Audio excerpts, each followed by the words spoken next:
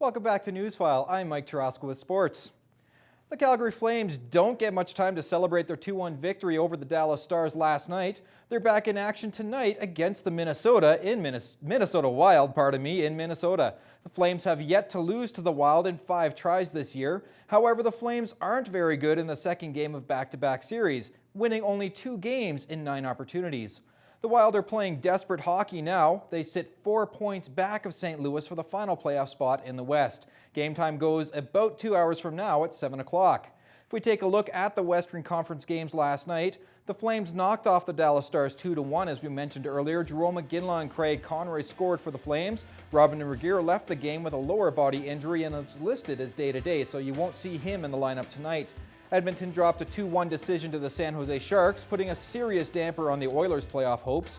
It took a shootout for Anaheim to knock off Vancouver 6-5. Teemu Selanne and Bobby Ryan both had 2 goals for the Ducks. David Backes had a great game, scoring 4 times as the Blues knocked off Detroit. So with the Flames' victory and Vancouver's tie, the Flames once again take control of the Northwest Division. They have 2 more wins than the Canucks, which is what settles that spot. Anaheim's win vaults them from 9th to 7th. St. Louis now holds the final playoff spot, but Nashville is only a point back with a game in hand. The Preds will make up that game in hand tonight when they play Chicago. The Calgary Hitmen are finally back in action tonight. They start round 2 of the WHL playoffs at home against the Lethbridge Hurricanes. It took 7 games for Lethbridge to upset the Saskatoon Blades in the first round. The Hitmen, on the other hand, took care of the Edmonton Oil Kings in 4 straight, forcing them to sit and wait a whole week and a half to get back into action. The Hitmen know it'll be a tough series, but the team has worked hard to stay sharp during the long break. Game 7 win, it's going to be an emotional game, and they're going to come in playing full stride, and we've had a bit of a break here, so I think the main thing is staying sharp in practice and really pushing ourselves. Well, a few guys had to get healthy, so that some guys got some rest, and we've been trying to work on our power play, which struggled a little bit in the first series, working on moving pucks quick, and just anything in the first series that we thought we struggled on, we've been trying to shore up a little bit.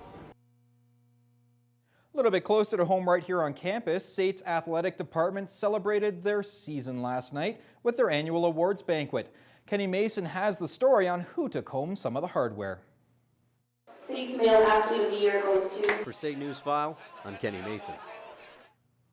The Jay Cutler story continues to gain steam. Denver coach Josh McDaniels said today he wanted to work things out with the quarterback, but the feeling wasn't mutual. Cutler demanded to be traded from the Broncos a few weeks ago after hearing his name had surfaced in trade discussions. He got his wish yesterday. The Broncos sent the Pro Bowler and a 5th-round pick to the Chicago Bears for 2 first-rounders, a 3rd-rounder, and quarterback Kyle Orton.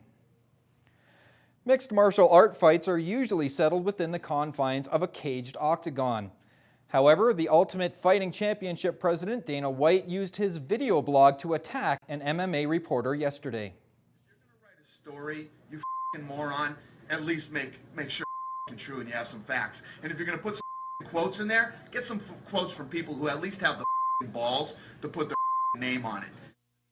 Hunt published a story on SureDog.com reporting fighter agents and managers feel they are being pushed out of the business by the UFC.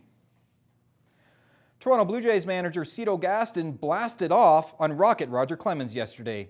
He said he doesn't doubt an allegation that Roger Clemens played a role in his firing as Toronto Blue Jays manager in 1997. Author Jeff Pearlman made the allegation in his book, The Rocket That Fell to Earth. Gaston said Clemens only worried about himself and constantly tried to undermine Gaston's authority. Well, guys, big game for the Flames again tonight. What do you think? Kind of in Flames attire already. Got the colors going on. Well, they started off good last night, so I'm hoping they can keep up that good work tonight. Yeah, well, let's just hope that the Flames are getting back on fire. Good one, Mike. I'm hoping they'll keep it a streak, absolutely. It's back-to-back games. Let's see if they can pull it off. Yeah, well, I think they can. It will be tough. I mean, they lost one of their top defensemen last night. Like, Regehr being out for a few games could seriously hurt them down the stretch here. Absolutely. But you know what? They'll pull together. They're a good team. I'm sure they'll... Yeah, no matter what, it's always nice just to get out and go and, enjoy the game. Exactly. Regardless. Cheer your team on. Exactly. I'm excited tonight. I'll definitely be doing that. Playoffs are coming up. I'm looking forward to that. So that's our show. Thanks for watching.